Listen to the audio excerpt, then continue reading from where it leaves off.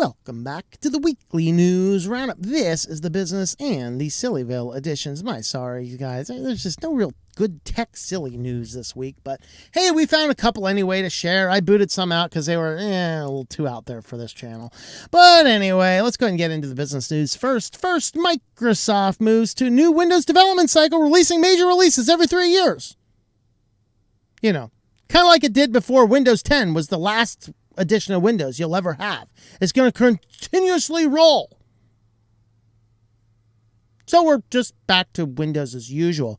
And of course, you know, we had Windows 10 for, 5 years, I guess? And then Windows 11 comes out.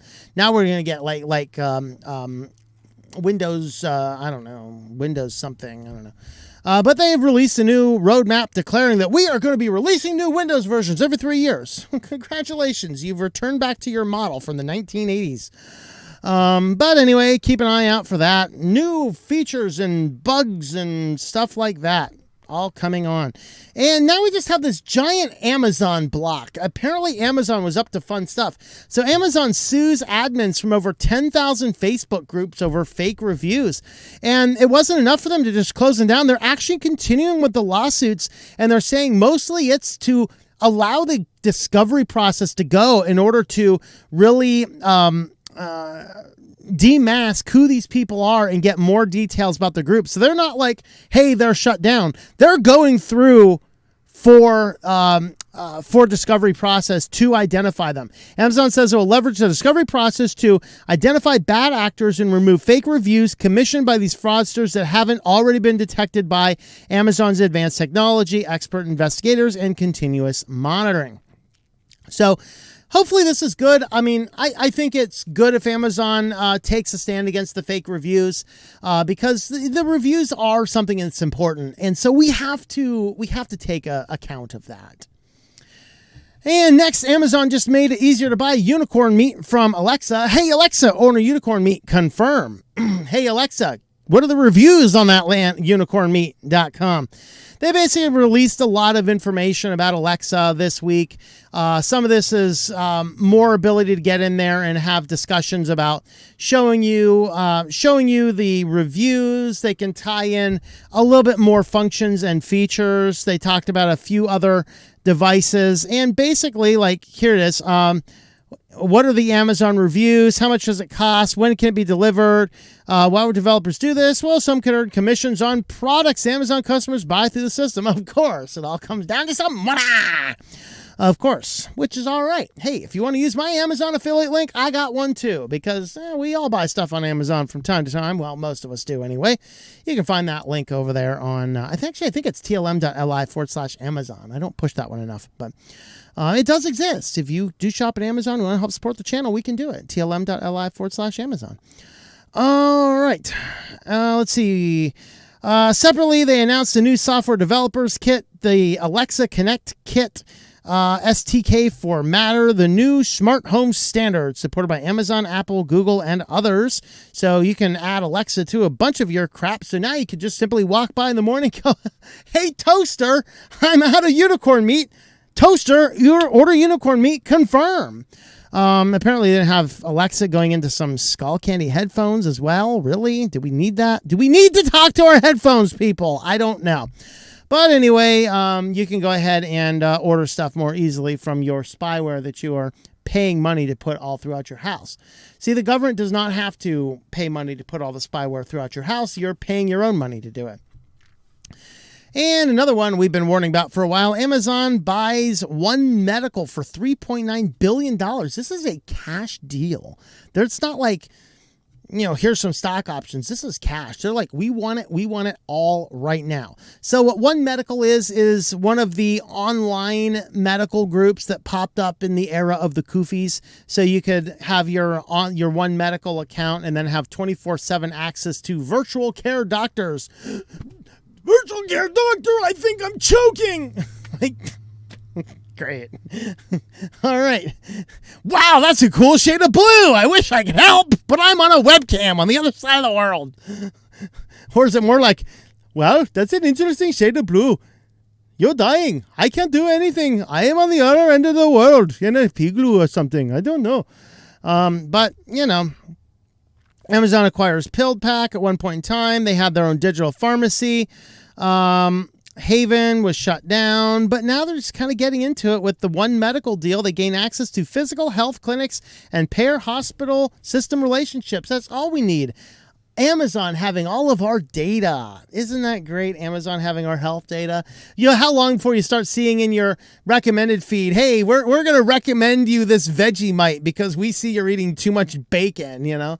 No, I prefer bacon over Vegemite, with all due respects to all y'all down under. So, anyway, moving on for you guys with the Apple M2, there is is it ASIA? Is that how you pronounce them, or is it ASA?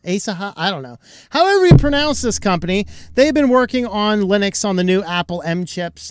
They do have a Linux running for the brand new M chip already. So that basically means M1 Ultra, Mac Studio. They've previously supported the M2 MacBook Pro, and they have not tested the MacBook Air, but they think it's going to work because basically it's all the same system. So if you are interested in trying to run Linux on that, head on over to their site, which is linked somewhere in this article. I think it's this one here. And you can head on over to these guys and download it. It was a very slow site for me when I loaded it. Maybe it's my internet. Who knows? But this is basically, it's a work in progress. They're talking about what they're trying to do. And here's the M2s here. And somewhere on this page, there's going to be a download link. I don't know exactly where it is. But if that does apply to you, go ahead and have a look. Well, if you'd like to help support the channel, we do have some merch, including this wonderful, wonderful tinfoil hat, baseball cap. This is one of them there. So you can head on over to the website at shop.switchedtolinux.com, and you can find anything from t-shirts, coffee cups, mouse pads, all sorts of fun stuff on over there. Shop.switchedtolinux.com. Let's go to Sillyville. So, first up in Sillyville, Merriam-Webster Dictionary changes the definition of female to fit the trans ideology. They've added the definition. They've not changed it technically. I think they've added it. They've added having a gender identity that is the opposite of a male. So I guess if we go to male, we have a gender identity opposite of that of a female. So you can't ever define these two words. They are simply defined as the opposite of each other. The whole world is going to spiral into chaos over this nonsense. But yeah, so they have, Merriam-Webster has indeed changed their definition of it. So that is exciting to know. Yikes. Like I said, lame and very short Sillyville today. The big question is, emojis in the office, have they made your emails not suitable for work? So, a new study says many employees think work communication without an emoji lacks something, but with generations split over their meaning, sending them is not risk-free. Yes, sending somebody an eggplant may not be the best emoji to send unless you're talking to a gardener, and I don't know.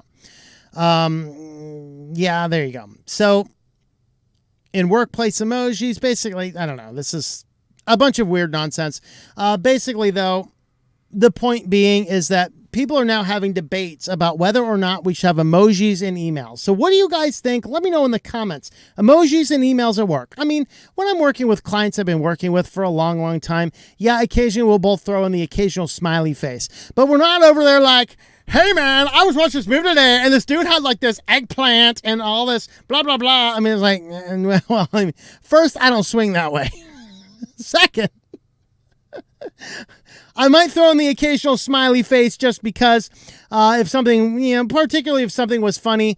But for the most part, I'm not a huge emoji fan in general. So I'm not a big fan of it, but let me know what you guys think. Are these emojis, are these something we should be doing in work email communications? Have you had younger people who just think that the work email communications are absolutely required? I mean, what's the deal? Like I said, kind of a lame Sillyville. But anyway, we are taking time to discuss emojis at work. Well, if you'd like to help support the channel, we do have a Subscribe Star page, subscribestar.com/switchedtolinux. With that, Thanks for watching, everybody, and I hope that you enjoy switching to Linux. Thank you for watching this video from Switched to Linux. This channel would not be possible without the backing of the program supporters scrolling on the screen now. You can be a supporter at Patreon at patreon.com/TOMM or at thinklifemedia.com. I also want to thank the open source community who creates such excellent software that makes producing this show possible. Please remember to support your software communities. Thank you, and I hope that you enjoy switching to Linux.